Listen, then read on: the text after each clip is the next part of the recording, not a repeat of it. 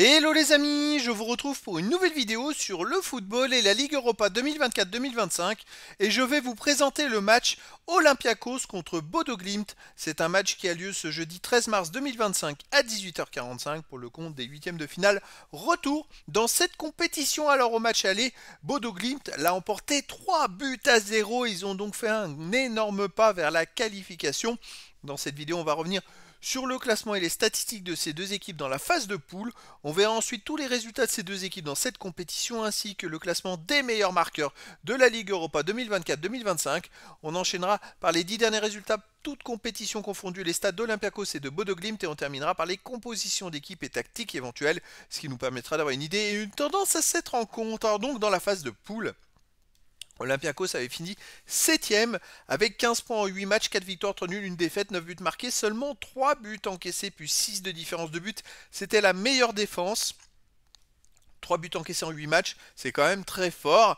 Et ils avaient fini avec 15 points juste devant Bodo Glimt, qui avait raté les 8 premières places de justesse, puisqu'ils ont fini 9ème avec 14 points en 8 matchs, 4 victoires, 2 nuls, 2 défaites, 14 buts marqués, 11 buts encaissés, plus 3 de différence de but. Donc il n'y avait pas tant d'écart que ça avec entre les deux équipes dans cette phase de poule.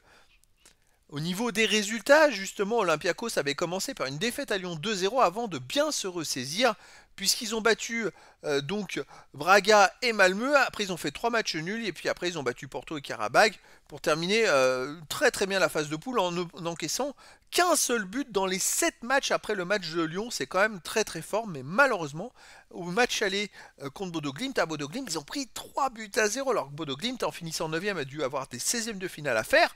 Et finalement, bah ça se passe bien. Ils ont commencé fort, hein, Bodo Glimt, en phase de poule. Ils avaient battu Porto, puis ils ont gagné à Braga.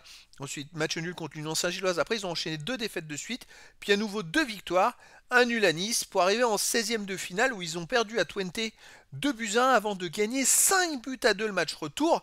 À domicile, c'est quand même costaud, Bodo Glimt. Je crois que j'avais annoncé contre Olympiakos qui gagnerait, mais c'est du très solide à domicile. À l'extérieur, on va prendre déjà Olympiakos à domicile dans cette compétition.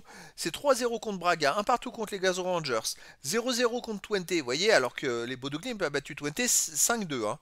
Et sinon, ils ont battu Karabag 3-0 Olympiakos.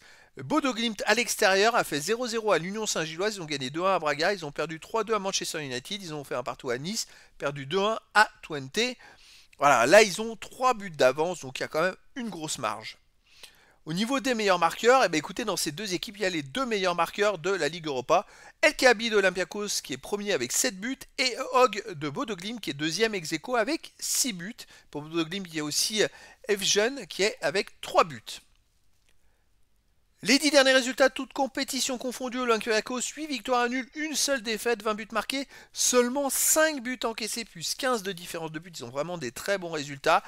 Sur les 5 buts encaissés, ils en ont pris 3 justement contre Bodo Glimt et 2 autres dans les 9 autres matchs. C'est quand même fou, la seule défaite c'est contre Bodo Glimt.